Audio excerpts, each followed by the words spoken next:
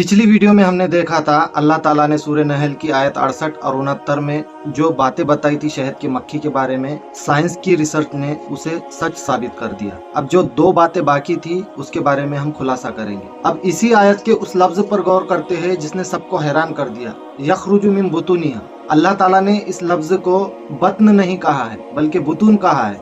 बत्न यानी पेट और बुतून यानी एक से ज्यादा हो, मतलब शहद की मक्खी के अंदर रस और ग़िज़ा के दो अलग अलग खाने हैं, यानी दो पेट हैं। साल 1670 में जॉन सॉमरडैम ने तशरीह करके ये साबित किया कि शहद की मक्खी के अंदर दो पेट होते हैं, एक रस जमा करने के लिए जिसमें शहद बनता है और दूसरा वो अपनी जाती ग़िज़ा के लिए इस्तेमाल करती है। और लफ्ज़ बुतून में यखरुजु मिन बुतूनिहा में अल्लाह ताला ने पहले ही ये साबित कर दिया कि शहद की मक्खी के दो पेट हैं। अब आयत के इस लफ्ज़ पर गौर कीजिए, अल्लाह ताला क्या फरमाता है, यखरुजु मिन बुतूनिहा शराबुम मुख्तलिफुन, उनके पेट से अलग अलग रंग के शरबत निकलते हैं। और फिर आगे क्या फरमाया, शिफाउल लिन्नास, यानी लोगों के लिए इसमें तंदुरुस्ती है। साल 1892 में वान केटल ने कहा कि शहद के अंदर बैक्टीरिया को खत्म करने की ताकत मौजूद है। उसके बाद डॉक्टर जोनाथन वाइट ने साल 1962 और 63 के बीच में अपनी लैब में यह साबित किया, शहद महज एक शीरो शरबत नहीं बल्कि कुदरत ने उसके अंदर एक ऐसा केमिकल निजाम रखा है कि जो जख्मों को भरता है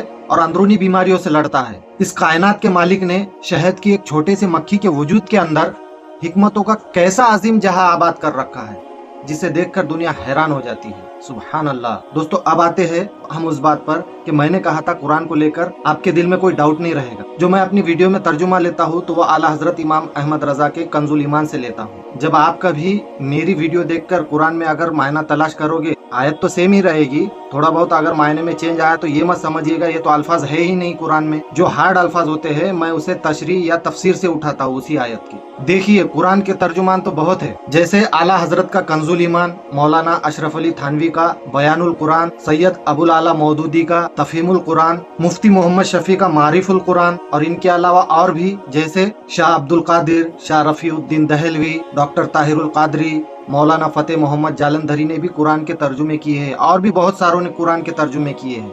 लेकिन जो कंजुल ईमान की बात है आला हजरत के मायनों की, उसकी सबसे अहम और खास बात यह है कि इसमें अल्लाह की अजमत और उसके हबीब सल्लल्लाहु अलैहि वसल्लम के अदब का बेइंतहा ख्याल रखा गया है। अगर आप चाहे तो इन सभी के मायनों को मिलाकर देख सकते हैं। आयतें तो सेम होगी लेकिन मायने में थोड़ा बहुत फर्क नजर आएगा। अब आते हैं उस बात पर कि कुछ लोगों के दिल में यह ख्याल आता होगा कि हमेशा साइंस जब साबित करता है तो उसके बाद ही तुम कुरान की आयत उस पर कैसे फिट करते हो। तो देखिए दोस्तों, सबसे अहम बात याद रखिए,